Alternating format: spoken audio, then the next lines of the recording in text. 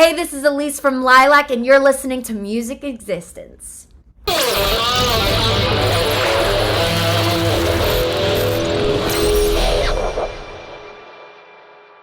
Welcome to another instance of music existence, where because of music, we exist. My guest is Alyse Zavala, vocalist of Lilac. That's Woo! LYLVC with a V functioning like an upside down A. And the band are currently on tour with Jerris Johnson on his Tour in the USA tour, alongside Butcher Babies, Eva Under Fire, and they just put out a new song called Starless, which we'll talk about, and so much more. Welcome, Alyse. Hell yeah, I'm excited to be here. Hell yeah. So, talk about your tour with Jairus. How'd you get started with that? I know he was known for his like loaded collaborations and remixes. So, how'd you guys get linked up? Yeah, actually, what's interesting is so on the tour it was Eva Under Fire, Butcher Babies, and Jairus Johnson. Oh, wow. And so Eva Under Fire, they have the same manager as us. So Tony Cool. Couch manages us, Eva Under Fire, and In This Moment. I don't know if you know the band In This Moment, but we all share the same manager. And then Butcher Babies, they're on the same record label as us. So Judge and Jury record label is run by Howard Benson, who's produced like My Chemical Romance and Seether and 3 Days Grace and just every rock Yeah. band under the sun. Howard Benson, he and the drummer of 3 Days Grace started a rock label called Judge and Jury, and so Butcher Babies and our band Lilac is signed to that label. So I actually got a hold of this tour, I think, through our label Oh, and okay. ties we have to Butcher Babies. But Jairus Johnson does have the same booking agent as us, so I think it just like the stars aligned. So I think just like we were all one big family, one way or another. Yeah. Oh, that's cool how it all sort of the stars aligned. Purely coincidentally, Yeah. they can. Exactly. But another thing of note is you actually played in Europe with Life of Agony, and when you know what Keith has been through in his life, it kind of mirrors you in this sense. You've been through so much bullshit in your life. But, when you come out of it, you still recognize the goodness of people. You still know that there's time for community. Oh, I love that so much. Yeah, I don't know Keith's story, but Yeah. that's interesting that you say that he's been through stuff, which I wish we would have talked more about his background. But yeah, me, I had an unsafe childhood. Hmm. I went through a lot, and I had to basically try to make money, in order to be able to afford, not living in my car, and be able to Right. afford food. And in order to do that, I learned how to hack computers, basically. So Hmm. right now I still am. I'm still a computer hacker. So I hack for a financial company. I run their entire adversarial red team. I run the security penetration testing team, and I run the Right. defense attack team. So all of anything malware related or infecting computers with viruses, and testing the defense team, can they catch us or not? That's all me. That's my teams. Yeah. And so anyway, I had to learn hacking computers in order to be able to put food on my table. And then, but music was always my dream. And it was always the way that I could connect with people, and I know that when I listened to songs, I identified more with the ones where the singers were singing with pain in their Yeah. lyrics, right? If they had pain in their lyrics, I knew that they had gone through something, and those songs I was always drawn to. Like Hybrid Theory. That I don't know if you remember the Yeah, album yeah, I Hybrid Theory by remember. Linkin Park, but I used to listen to that album back to back all the time, and I was just like, man, they've been through so much. And he's talking about running away, and I Yeah, was yeah. relating to it so much because I wanted to run away. And yeah, I So, remember the parallels between, hybrid theory and your story. And, it brings in also, Eminem, Chris Cornell, Evanescence. They were all pretty much part of you. And yeah. like back back in my day, oh God, being born in the early 90s, I came up with LimeWire. So it was all about, Absolutely. downloading music. Yeah, I was during that day too. I remember those days. And you downloaded a bunch of viruses on accident, you know? Yeah, I yeah. Yeah, I remember that. But yeah, yeah, I think that when those people they were successful and they found a way to pursue their dreams and everything. They overcame what they went through, and I think that that was powerful to me to see. Okay, they have been through stuff, but look at where they are now. And so, Yeah, like, it kind right. of gave me hope. And so now that I'm like, I'm hacking during the day and then I'm singing at night. And, we just did Shiprocked in the Bahamas with Hailstorm and Motionless in White and From Ashes to New.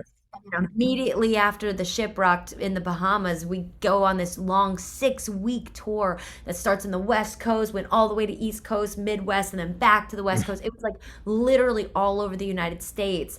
And like we didn't go home for 2 months. Like we were just out there playing shows every single night.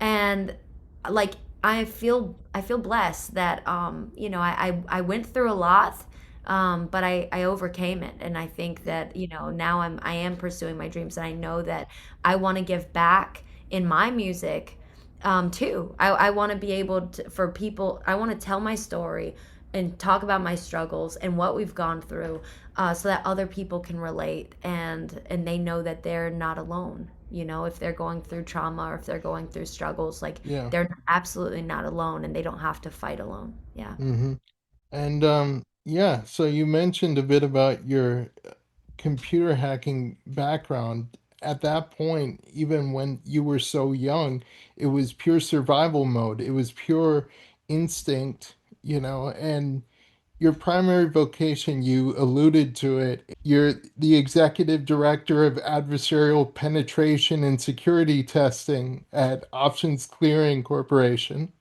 And when you were 8 years old, how it started was you had this sort of prodigious sort of aptitude when it came to programming. And when you think back to your relationship with just learning new things in general, would you consider yourself like an autodidact, like kind of like a self-starter in that regard? Yeah, yeah. I think I get these into these hyper focus modes. I don't know if you do, but like Yeah. sometimes I'll like just rabbit hole on a topic until I know everything about that topic, and then I eventually like lose interest in it. Oh Like but man. yeah, not hacking. But like I mean, I get in these hyper focus modes, and I think that when I was a kid, like I remember like I got a motherboard with my Christmas money, and I wanted to learn how to solder the the capacitors and everything like that on the motherboard. And so I went to there was a teacher who taught like welding and like electronic like soldering and stuff, that was at my school, but it was a higher grade. I wasn't in that grade, but I knew where his classroom was, and I went to him and I said, can you teach me how to do my motherboard? Oh you wow. know So and like did your school have like a vocational aspect to it?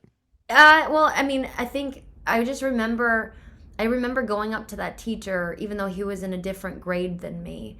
He Okay. taught a different grade, and I just remember asking him like, "Hey, I got this motherboard kit, and I just want you to like watch me, I guess, and teach me how to solder for the first time." And I was super young. I was still in elementary school, but I remember he was very welcoming, and he was willing to help me. So I didn't take those classes, but he helped me, I guess, after school or whenever I went to him. But and then after that, I got into like I did some programming, and that now Yeah. when I first started programming, like I had a little bit of help from some of my neighbors, my neighbor Jolene's dad. He helped me a little bit, and then I basically just I read a lot in the library, and I played with my computer way too much at the house. And what's interesting is back then, like, computers were so, expensive. And I Boxy. remember, yeah, I remember taking apart my computer, our house computer one time, and Mm. I literally everywhere I saw a screw, I unscrewed it. I took everything apart, and my stepdad came home, and he was so angry. Like I just remember him being livid because of how expensive computers were, But Yeah.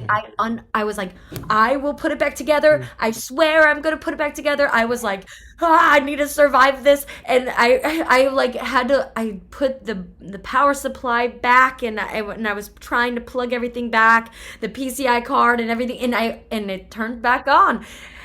Thank God. Thank Thank, God it turned back on, but thank God, But like your knowledge fatigue did not set in during that process because Jesus, that's yeah, yeah. prime for like just giving up, eventually. Yeah, yeah, but I mean, so I think just like I've always loved taking apart things, and I've Right. always loved learning things, and if I don't understand something, I want to understand it. And I think that I also hate the word no.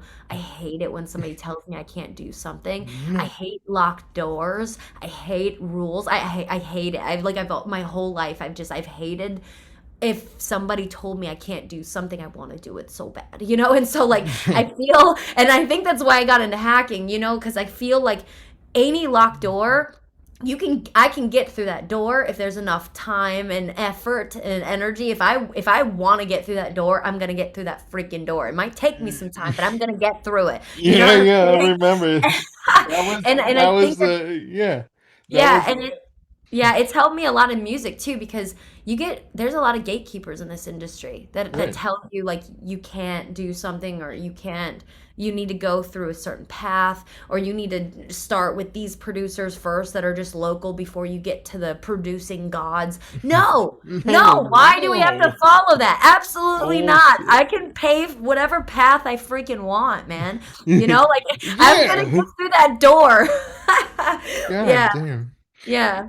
Yeah, yeah. And so you went through like you said, all that shit with your stepdad, and like that's what crawl space alludes to. When you start out the verse, you say, "Smile, fake, being I can evolve," and it's like when you mention that you can't evolve, do you feel like when you were trapped in that restriction, in that abuse, did you feel like your drive was like taken away from you or stunted in a sense? Interesting. So, yeah. So Crawl Space is is the one song that I didn't filter Right. or make vague in any kind of way, because normally you want to relate to a whole bunch of fans, Yeah, and you make and it like broad, right? yeah, yeah, right. And heirloom, I kind of touched on, my childhood trauma, but I left it kind of vague, where I bet not even the monsters could do what you did, Right. like talking about the monsters under the bed and stuff like that. Like, I Yeah. bet not even the monsters could do what you did. So I very vaguely touched on it. But Crawl Space, I felt like I still had so much of what I went through in me, and I couldn't get it out of me. Like, every time I was writing music, that story, my background, it just kept eating in my head and eating in my body. I just felt it, and I felt like the only way I'm gonna get rid of this is if I just completely write this song unfiltered, with full truth, full vulnerability, and zero vagueness. Like, I'm gonna write my story. And Yeah, with crawl space. So my stepdad, like, he kept me in a crawl space underneath our bathroom Yeah. floor, for some days, and like there were full weekends where I could hear I could hear my siblings like running upstairs and jumping around and laughing and joking around. But I was like literally underneath the bathroom floor, and they didn't know. Like they thought I think my stepdad told them that I was at my grandparents or something. And my mom, she What? worked third shift. So she was always either she was at work at nighttime or she was asleep during the day. So like my mom just like didn't know, and so but like and then he would let me out, and then I would have to like I raised my siblings, so like I cooked and I cleaned and I helped them with their homework and everything like that. I was like basically the mom of the house. But yeah, it was not a safe place down there. It was not a safe place.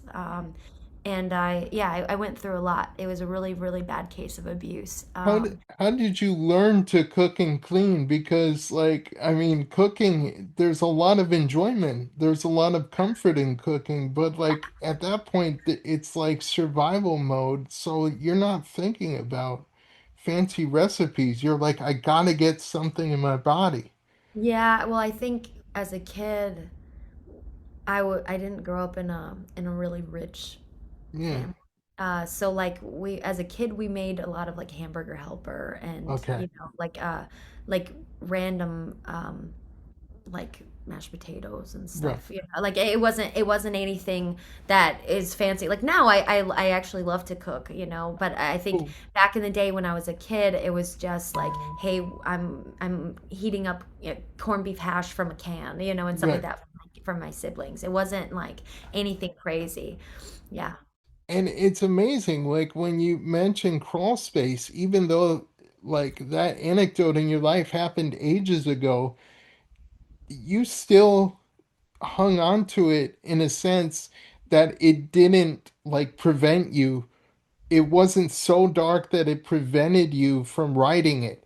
You still remembered it enough to channel it in a creative way. So many people would separate traumatic moments from their creativity and like somehow their brain thinks they shouldn't mix, but with your intuition, with your go-getter attitude, somehow it happened that way. Yeah, I mean, I think it it's really powerful Right. when you're willing to share full vulnerability without any filter, because so many people have come up to me at shows saying Hmm. that that one is their favorite song or that one spoke to them the most, or because you feel those lyrics like they're so brutal, like that all of those lines, if you read the lyrics, like, I mean, how can I survive in a world that doesn't care if I'm alive? Like, how Right. can I survive when I feel so lost and paralyzed? Like, I Yeah. like every Yeah. morning I woke up and I was like, I don't know whether they care if I live or die. They don't even notice that I'm down underneath the bathroom floor. Like they don't even see No. that I'm not here. You know what I'm saying? Like, how can I survive in this world if nobody notices that I'm gone? And it Yeah, was I yeah. I struggled mean, you with it. mentioned you mentioned being ridiculed and shoved and tossed aside, but the real killer, I think, is just indifference. Like, you put in all your efforts on somebody or to something, and you get like a scoff or like some fake acknowledgement, some fake praise, or you get nothing at all, and you're like, what did I put myself out there for? Exactly. Exactly. Yeah. And so, but I think that it brought so many people to me with their stories, and they talked to Right. me about their stories. And Starless, I don't know if you've heard our new song Yeah, Starless. We just Starless. released it March 10th, but that one has a really powerful story too. Like, I so I went through a lot, Right, obviously, and then Oscar, his verse is actually about his attempt at suicide, and he survived it. Like, thank God he survived it. He woke up the next day, and he had no intention on waking up the next day. He took an entire bottle of pills and right. a full like bottle of whiskey, and he had no intention on waking up, and he did. And he had a different view at life. And I think that now he and I, like when we wrote that song, I think it was like to give back to the other people if they've ever felt that low in their life Right. before, because I felt it, and I know a lot of other people have felt it. That we want them to know that they're not alone, and that there is a light, at the end of the tunnel. They can overcome it, Hmm. the line in the song, when the sky is feeling starless, I'll be the light inside your darkness. The nights when you die, I'll bring you back to life. I'll be there fighting for you when the sky is starless. I'll be the Right. light in your darkness. Yeah, I remember that, and that is a powerful thing. And the thing is, like I mentioned, like even though both of you have been through so much shit in your lives, you still see the goodness, you still see the humor. Your reels are like very refreshing. I hate when bands do reels. They're so cheesy. I like Oh. tune them out. But like when you guys do it, like they're actually funny. Like when you say you try to have a bandmate, you try to promote your band, but each member has ADHD, and then it's like the back rooms back in the day, jiggle jiggle, jiggle jiggle. So true. Yeah, Oscar does our social media. So like he'll just like randomly like show us like random like trends that are happening, and then he and I try to figure out like which ones like fit us. Like, cuz we want it to still fit us, you know? And yeah, I don't know. We try to make it fit like us and our humor and our life. And cuz I do feel like with my hyper focus, I'll like randomly like have squirrel moments where I'm like Oh focusing God. so much in this particular like malware or whatever, and I have no like I'll just randomly switch over to this, like I'll squirrel at like coffee or Oh something, just man. really, Yeah, the other song I saw through one of your reels is XXX, and I was like, yes, they have a sexy song because like the world is so cold nowadays. It's so transactional, it's so distant. Everyone's bitter. Everyone's like, we need a sexy song. And like, just to put this in perspective, how much this is needed, it's like the 20th anniversary of Sexy Back. Oh shit. Oh, I don't know if I can cuss, but yeah. Oh yes, I'm Yeah, so yeah. glad that you love Feel that free song. to your tongue is unlimited, unfiltered. Go all Perfect. out. Perfect. Yeah, no, I'm actually so excited that you love that song, because I begged the band. Like, I wanted to record it so bad. Yeah, And they were like, I mean, I know that we always write about different emotions or whatever, but like for some reason when I heard that instrumental, because Cam writes all the yeah. instrumentals.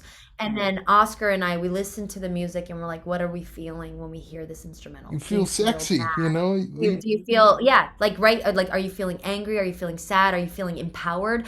But that Mm, song, I felt I felt like a succubus. I yeah. felt And it's like not the like I a wanted to be symbiotic thing aroused. like you're draining the life force of horny fans. Like you're together Yeah. in the dance. You're doing the dance Yeah. together.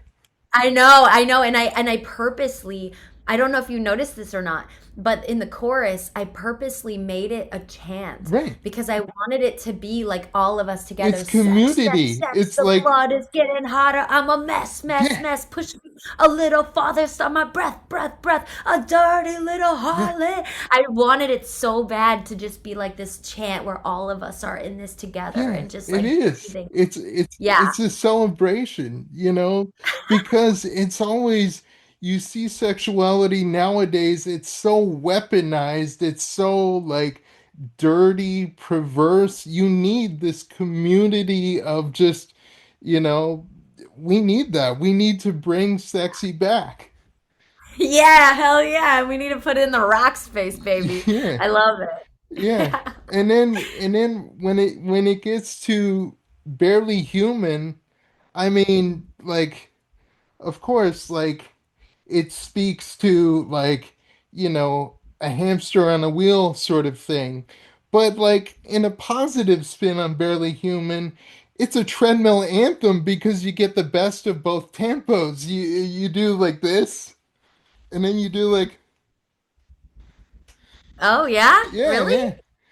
Oh, okay. What was your interpretation of Barely Human? Well, it's like it's in the song, it's like turning all of your emotions off to the point where you're just robotic, totally automatic, but barely human as a jam, as like I said, a community centered thing where it's played in, like you said, every gym where everyone can get together, work out, and like Yeah, just customize the song how they want to work out to it.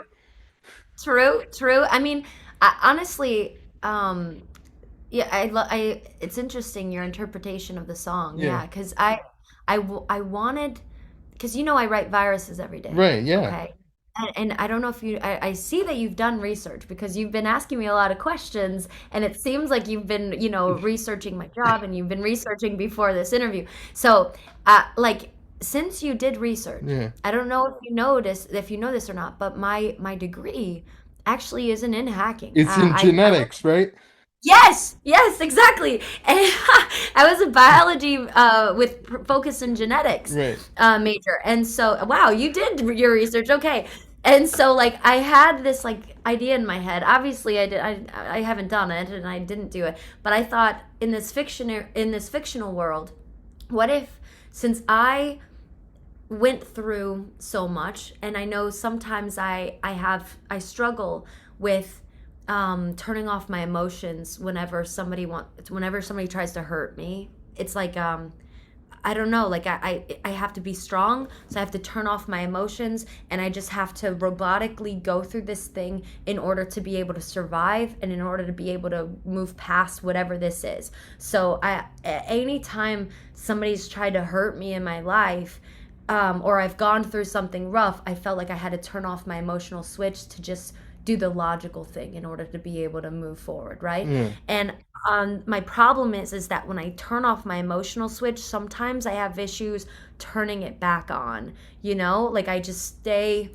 I hate it because I feel numb. I need to like it's like I have to kickstart myself to get Right. back into the Is it a emotions again. slow process getting back into the groove or Like it's like I wanna like it's like if I want to love again, I have to like somehow melt my heart again. I have to somehow turn my emotions back on because I want to, yeah. be emotional, and I want to like reciprocate love, and but it's like every time I get hurt, it's like I have to like force myself to get back into emotions again.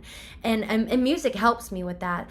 But like anyway, like Hmm. I thought, what if I wrote a virus that infected humans, and it made and if I what if I wanted to like turn off everybody's emotional switch? If I was a villain, obviously I'm not going to do this, but if I was a villain and I turned off everybody's emotional switch, and just like broke humanity just to like make us all evolve into these like robotic beings, and just go full AI.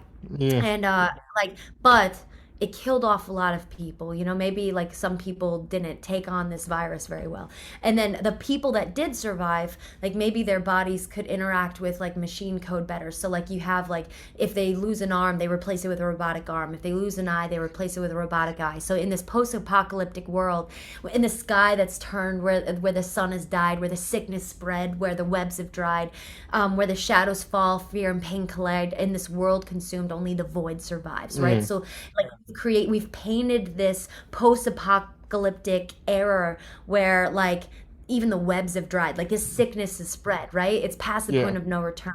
And save me, I'm barely human. Blame me, I am the ruin. I'm what caused this, right? I created this. And at the end, all these people are fighting, in this but they're all barely human. And some of them are wanting to just go full AI and just like turn off their emotional switches, and some of them are like, no, we need to maintain our empathy and maintain our emotions, Right. and keep what makes us human. And they're just fighting, at the end of the world. And that's what I don't know if you watched our music video, but Jensen Noen, Right. he's done music videos for like Falling in Reverse and Ice and Nine Kills. He has crazy visual effects, Right. Yeah, okay? yeah. So we hired him to like I want it to show like Oscar fighting for the humans and fighting for maintaining their humanity and their emotions. And then I want me having this army of people that are just like, no, like, like, I'm gonna create this code that breaks all of humanity, right? Yeah. And like just fighting at the end. And so we have this like crazy katana fight scene and everything.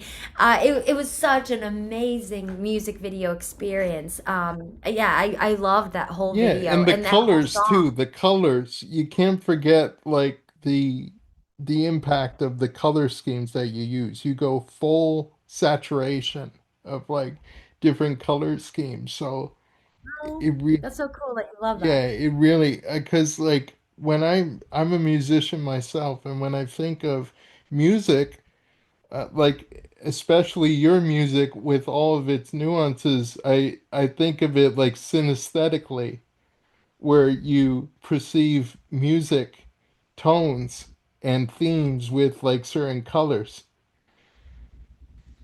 I love that. I love that so much. Thematically, it it alludes back to heirloom. I'm not afraid of the monsters of my under my bed. I'm more afraid of the voices in my head. And like I think you did do a reel that alluded to that, where it's like you're capable of doing great things, including murder, but don't do it unless it's absolutely necessary. Right, perfect. Exactly. Exactly. Yeah. Yeah, I try to use my powers for good, unless I really need them. Yeah, creator of good, destroyer of bad, in a sense. Yeah. Yeah, so judge and jury, so you're signing with them. Was it to the point where, you've been together 5 years now, like over 5 years, I guess. Um, was it like was the deal made in the sense that you were able to keep your old material? Because I know according to the modern promotional sort of method that bands do nowadays is when they get signed, all the material that they have previously before they got signed, they delete, which is kind of weird because, I thought like where's nostalgia? Where's the legacy anymore? Like I don't want things to be deleted. Oh, no, yeah. Judge and Jury, I think, is such an amazing label. Like That's good. I think they're different than Right. other labels that are out Because there. it's Like not on it's so not many just levels. it's not just the guys, it's an artist collective. So they're Yeah. very artist friendly. It's sort of like Apple Records, Yeah. that the Beatles did. They were like a community, an artist friendly community, not just a label. Yeah, well, if you think about it, Howard Yeah, I mean, he is like a yeah, legendary producer. He was always big on the music first and the songs first, and this needs to have meaningful emotional impact, right, right? He had to feel the songs, right? So he's very big on emotions and the songs first. And right. then Neil, he's the drummer of 3 Days Grace. He's written Yeah, so many freaking hits that have like touched millions of people all over the world, right. right? And so like I think the fact that they're the founders of Judge and Jury, it just creates this, it paves this path of being just really really amazing record label that puts the artist first. Like Right. they're so passionate about the songs. They're so involved in like making sure that that like Neil, for example, when I showed him Starless, he said he got goosebumps, and he got so passionate about it. Like he wanted to Wow. like he said he brought his wife out in a blizzard Whoa. to listen to the song in their truck just because it gave him goosebumps. And I think that it's really powerful to be able to have that like I feel like not many people can say that if they were on this huge record label that doesn't really care about every single artist, Yeah, you and know? you're able to like be yourselves like when it comes to, like I said, your reels. Your reels are very engaging in that regard when it comes to like your latest track, Starless.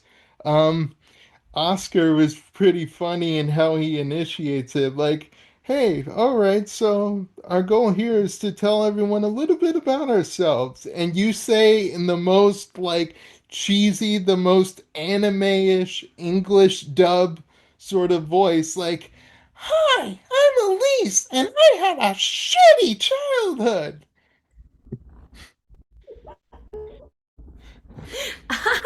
You did a deep dive in our reels, man. You did a super deep. I love that. So good.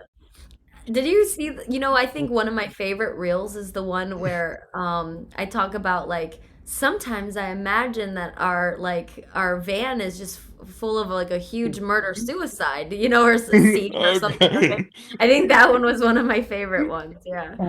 Yeah. But it's so cool that even through like the darkness and the depth of your themes, like the way you sort of play acted in a humorous way is so snappy and like to the point, and like it doesn't kind of lose itself on the delivery.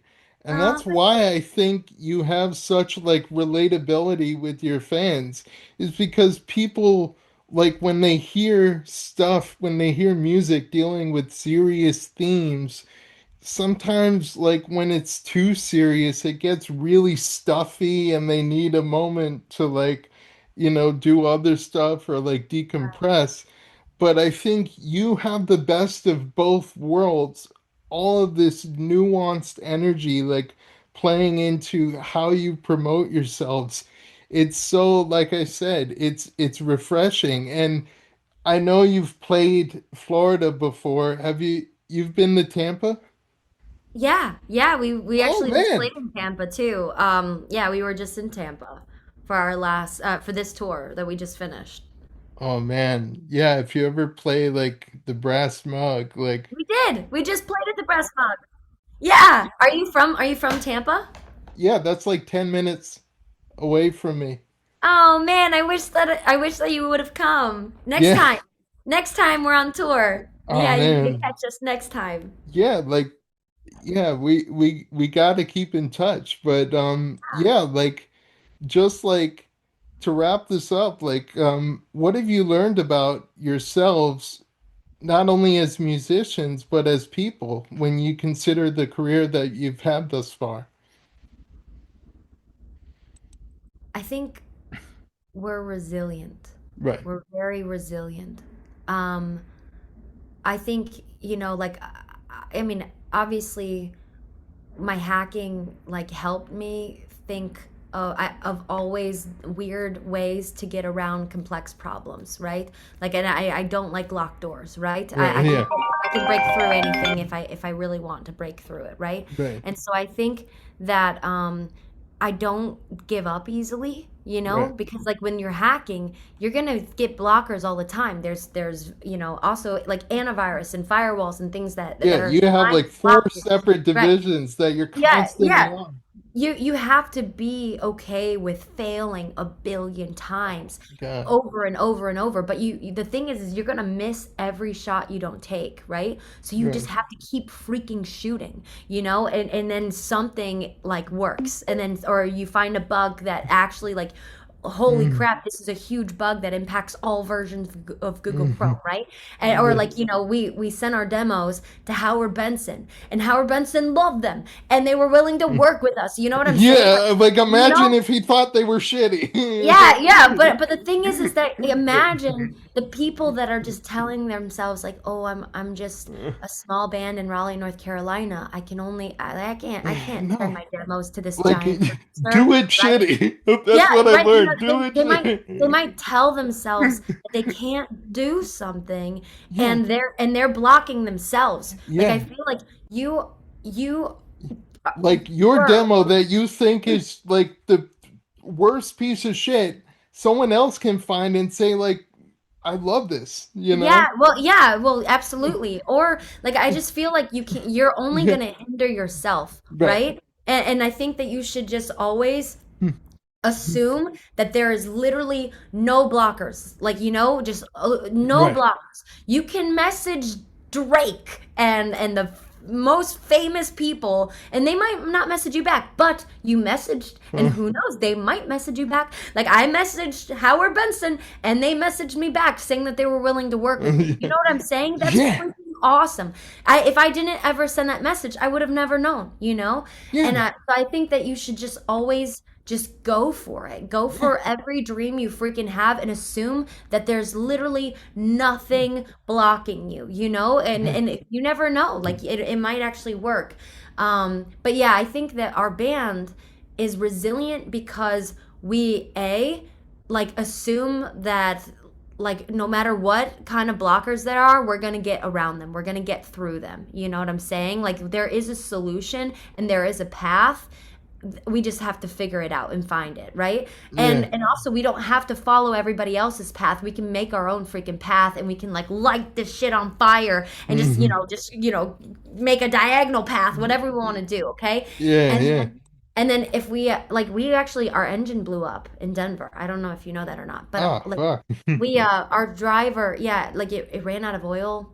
And so we drove up the biggest, steepest hill, the steepest mountain in Denver, Colorado, okay, with zero oil in our car, zero oil in our RV. And so that's bad, okay, really bad. And it blew Yeah, the you're gonna entire die. yeah, yeah, it was. We literally blew up our engine, and then it was going to be $20,000 for a new engine. Okay, yeah, yeah, and we had to figure we had to be in a show the next day, so we had to figure out okay, what on earth are we gonna do? So we got a band to go. Like sprinter van, okay, temporarily for 2 weeks while our RV was getting a brand new engine Yeah. installed in it. Okay, we're having to figure out, okay, and then we're gonna have to have a different driver fly to Denver and then drive and meet us in Chicago, and then we're gonna drop off our band to go sprinter van. So like we didn't miss one show. We didn't miss a show. The show must go on, baby. Okay, we didn't miss a show, and it was so freaking resilient. There's so many bands that would have given up then, but we were Yeah. like, all right, let's do this. We're gonna do this show. We're gonna do all of these tour dates. We're gonna make this shit happen. And I just think that our band, I just learned that we're just like so resilient. We're so resilient. Like we don't give up easily. And I love That, it. that's really cool. And lastly, is there anything you'd like to say to your fans? Um, I appreciate each and every one of you, and I'm so thankful for the love and support of all of you. Like for our singles, the Barely Human single that got in the top 40 for active rock music, and I really, really believe that you guys are feeling the message of Starless, and because it's already gotten such a positive feedback already. So just thank you for your love and support, and come see us at on our tour dates, because I'm gonna rock in your freaking face. I'm gonna headbang in your face, and I want to sing to Oh you, and I man. want to meet you. And like we stand at the merch table every single night, so I want to meet each and every one of you, and I want to hear all of your stories and connect to all of you. So I love you, and Oh, I hope that I get to meet you all soon. Yeah. well, thank you so much. I hope I get to meet you soon Oh, too, yeah. Yeah, eventually. I want to meet you too. Oh Come to man. my show. Yeah, I actually sent you a friend request on Facebook, so you know, Okay. I'll have to yeah, I'll have I'm gonna have to look it up. Yeah. but it's They get so buried, it's but so I'll great. find Yeah, I know okay. it's like it's tough for everyone to manage or even just get to, but seriously, this has been really eye-opening. I loved like your story. I loved your perspective, and I loved that you appreciated that I was doing my research because a lot of people, when they see someone, kind of like me who just wants to get to know somebody, they kind of take it for granted. But I'm glad that you don't, and I'm glad you're very reflective of your songs and like just like not only putting yourself in situations, but I remember you said, like, I don't know if you relate to this too, or you could probably relate to this too. I really like felt like I was part of your journey, you Oh, know. I love that so much. Yeah, I know. I love that you did your research, and I honestly I think that that's the coolest kind of interviews is people who actually like who cared enough to look us up and look me up and like I think that it's if anything I think that that makes you a higher tier interviewer because you did your research. I think that that's amazing. Yeah. Yeah, you're killing it at the game, man. You're doing Oh great. man, I'm always trying. I'm glad you Yeah. appreciate it. Yeah. Well, I'm breaking doors down in the same way, and like you said, like it just takes one message, and like that's led me to the most like unexpected, but like very rewarding places. Even if you know how like a lot of people are kind of shitty, but like if you build like a small enough community like of people who truly get you, who truly, build you, understand you, that you really gel with, it's gonna blossom, and it might take, weeks, months, maybe like even a couple years, but the community that you create, it's worth it, man. It gives you chills. Yeah, yeah. Well, I mean, I don't think you need to have like friends that are snakes or that are like Yeah. bad, like terrible people. But I think when you find genuine human beings that like have good intentions, like those are the people that you hold on to. And I think that it's really important to find other people that like just genuinely love what they do and are just unapologetically themselves, you know? Like if you're living your truth and what you love to do and I'm living my truth and what I love to do, like we're naturally going to vibe together. And I think that that's Yeah, awesome. I'm Yeah. glad we did. Hell yeah. Me too. All right, thank you so much, Jake. I'm going to find your friend request, okay? And I'm going to approve it. All right. All Yeah. right. All right, I'll talk to you later. Awesome. Yeah. Bye.